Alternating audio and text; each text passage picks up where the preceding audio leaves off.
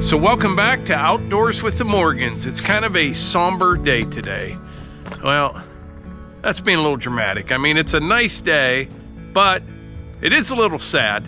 And that's because the Rex 600X is leaving us this week. And looking at the weather, it looks like today will probably be the last day that I can use it. Tomorrow and the following day look pretty miserable, and then it's leaving the day after that. So I'm going to use it a bunch today, and we're going to go over everything that I can tell you about this machine.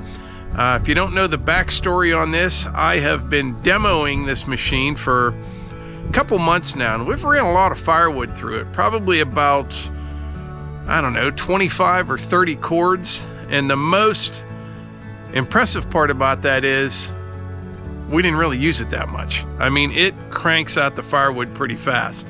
Now, when I did the first couple videos on this machine, a lot of people just didn't get it. You know what I mean? It's kind of different than what they're used to seeing. But as I used it and as I became more familiar with it and more people saw it, I think most of those people have kind of changed their tune quite a bit on this. It's an incredibly productive machine.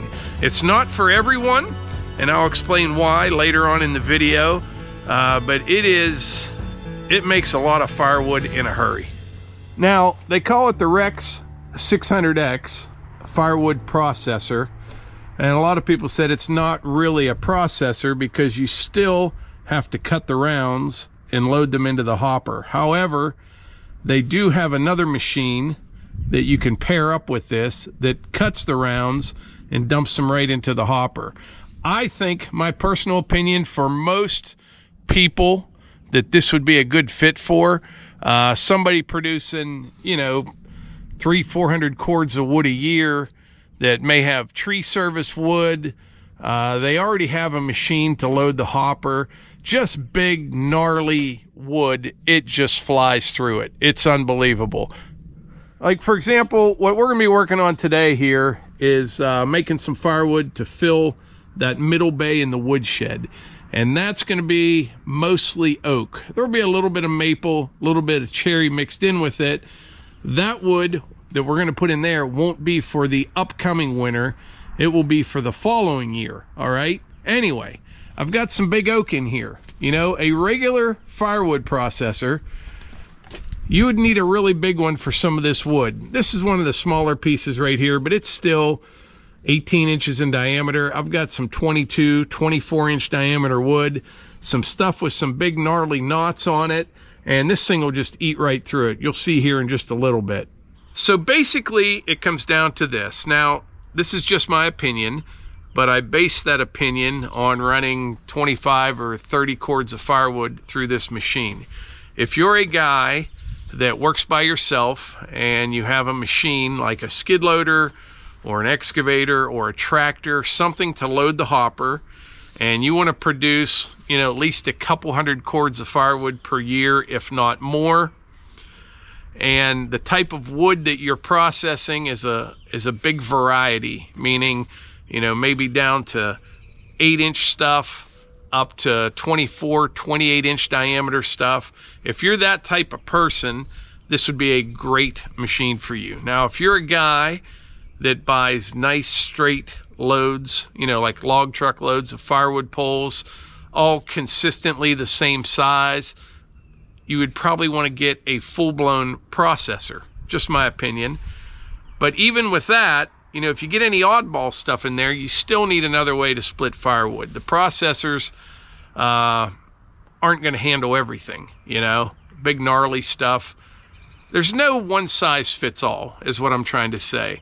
But this machine right here, like I said, couple hundred cords a year, a variety of different size firewood that you're running through it, and you have a machine to load it, and you work by yourself. And the reason I say that is you don't need two people for this at all. I mean, you could have a guy running the machine, loading the hopper, but he's not going to be doing much. I mean, it takes 5 minutes to do that. Now, bucking up logs and things like that, you could use another guy. It would speed things up, but you don't need it. Now, like with the Wolf Ridge, it cranks out an incredible amount of firewood, but really you need 2 people to even try to keep up with a machine. You know, you can run it by yourself, but you are not running it at its full capability with just 1 person.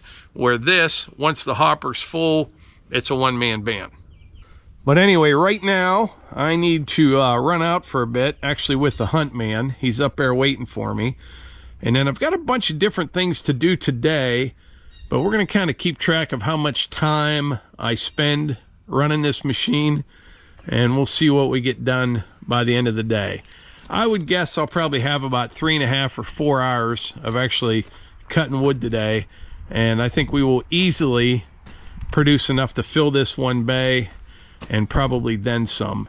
That will hold, yeah, that'll hold a little over 3 cords. As you can see, Levi did a fantastic job stacking all this in here. That's well over 6 feet tall on the front end, 8 feet wide. This is the wood in this bay that we will use next year for, you know, our own use. This bay here will be for the following year. There's going to be more oak in there. The last one down there, probably a mix of maple and cherry that we'll be able to sell next year. That maple and cherry, you know, I prefer oak. I do, as far as firewood goes.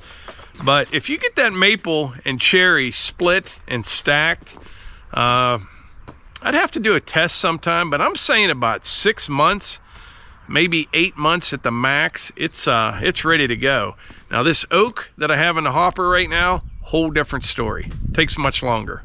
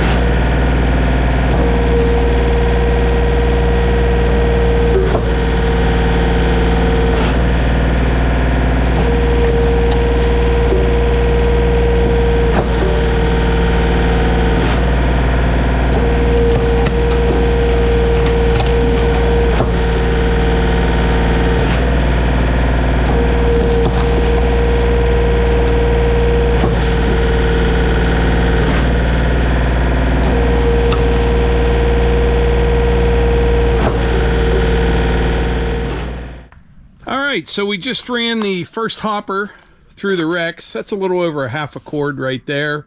We need a bunch more to fill up the woodshed. But after 25 or 30 cords, I just figured something out. You would have thought I would have figured it out sooner, but now I know. Like I said, this is mostly red oak, white oak, just a little bit of maple. And with the oak, I like to split it a little bit smaller than I do the cherry and the maple. Now, as you can see, the distance between these wedges, It's about 4.5 inches, I think. And for the maple and cherry, that's about the size that I want it. And what I've been doing is just pushing the round ahead, chunking it off, push it ahead, chunk it off until it's all gone. The last big flat piece I'll turn sideways, maybe split it in half. But what I started to do with this oak, and it works great for sizing it and making it smaller, is I'll take a piece off the side, rotate it 90 degrees, another piece, so on and so on. I get a square chunk, right? And then that square chunk I can put right here, and I get a lot smaller pieces out of it, and it doesn't really take any more time. So it's just one of those things. As basic as this is, the more you run it, the more you learn little tricks and how to get it to produce the exact product you want, depending on the species of wood that you're splitting. I told you earlier I was going to kind of keep track of how much time I have invested in this today. So far, we got about 45 minutes. Before I forget, because this is the last time you're going to see this machine on our channel, this came from Carta Equipment. They're in New York, and there'll be a link in the description for them. And something to keep in mind, they're looking for more dealers across the United States. You can contact them, or if you want to purchase one of these machines, they got a whole bunch of other stuff as well. You can check out that link. This machine came from Whitland Manufacturing in Australia. And Australia's got some hardwood. They do. This thing, like with that white oak, naughty, gnarly white oak, it'll literally just chop it in half. You know, you can lay around down sideways, it would just cut it in half. I don't know what it's rated at, but there's literally nothing around here that it wouldn't split. I mean, nothing. And I wouldn't even say split. It'll just cut it in half. You can lay it down sideways on an angle, whatever you want to do, it'll go through it. All right, things came to a screeching halt. We'll get her taken care of, though. I was cutting some of these rounds, and they're much bigger than the last ones.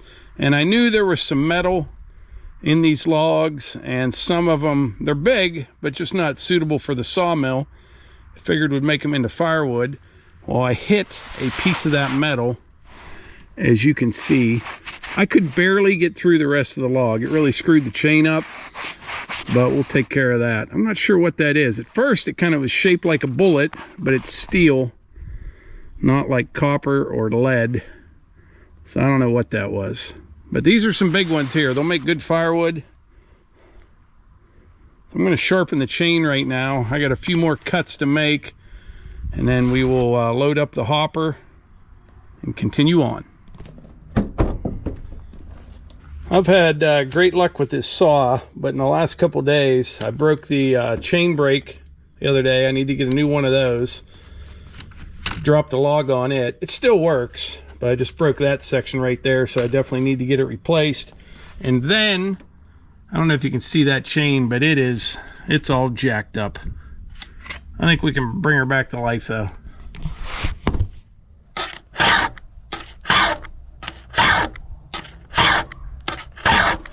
All right, I got about a half hour wrapped up in sharpening this chain.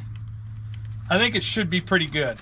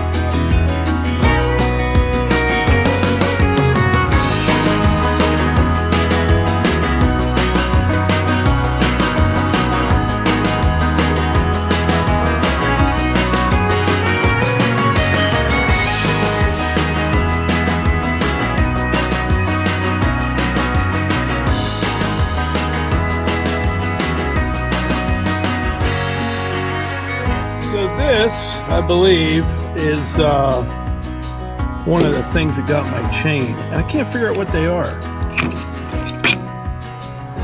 Like real big screws. They come to a point like a nail, but they're not nails. I'm not sure what they are. About 3.5, 4 inches long. I don't know.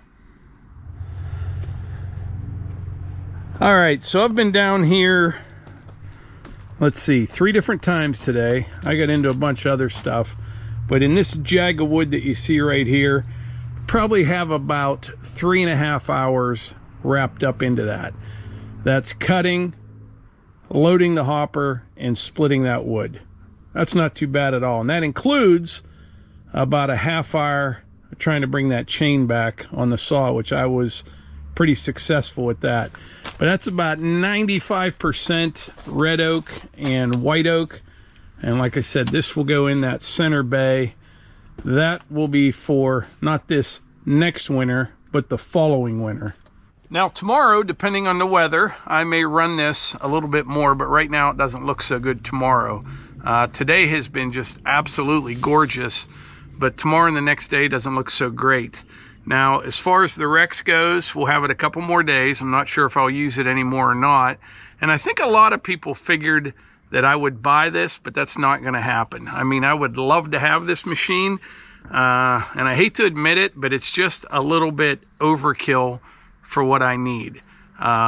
We would like to produce some more firewood, but I do not want to be a full-time firewood guy, if that makes sense. If we could do 60 or 70 cords a year, which we're on track to do that, no problem at all, that would be just great. This machine is more for a one-man band that wants to produce, you know, a couple hundred cords a year, if not more. You know, you could do 500 cords a year with this, but you're going to stay pretty busy doing it. Now, I've done several videos on this machine if you want to go back and look at some of them. But, yeah, great machine.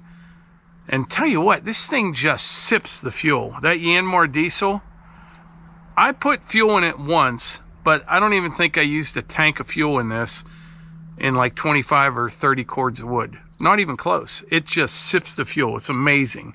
But I think that's about it. I'm trying to think if there's anything else I wanted to mention. Oh, there is one more thing. This is a good idea to catch the debris. And a lot of people said I should have put it on a pallet, but I can get my forks right under that. But honestly, I wouldn't do it again. And the reason is, I still have debris out here. This is where I had another big stack. When it's all done, I can clean this up literally in 5 minutes with the skid loader anyway. So, yeah, that does catch a bunch, but you still get a lot of debris. And I don't care what machine you're using, you're going to end up with that. There's always a mess to clean up when you're done.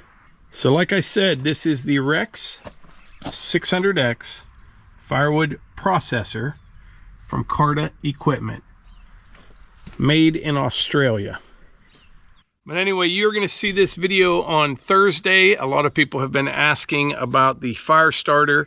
It's going to be available this weekend, probably Saturday afternoon. It'll be back on the website, or Sunday morning. We'll just have to see how it goes. And don't forget to sign up for our newsletter. Just go to our website, outdoorswiththemorgans.com, and there will be a pop-up. Enter your email, and you will get the newsletter. Works that simple. But I think that's about it. Appreciate y'all being here, and I will catch you on the next one.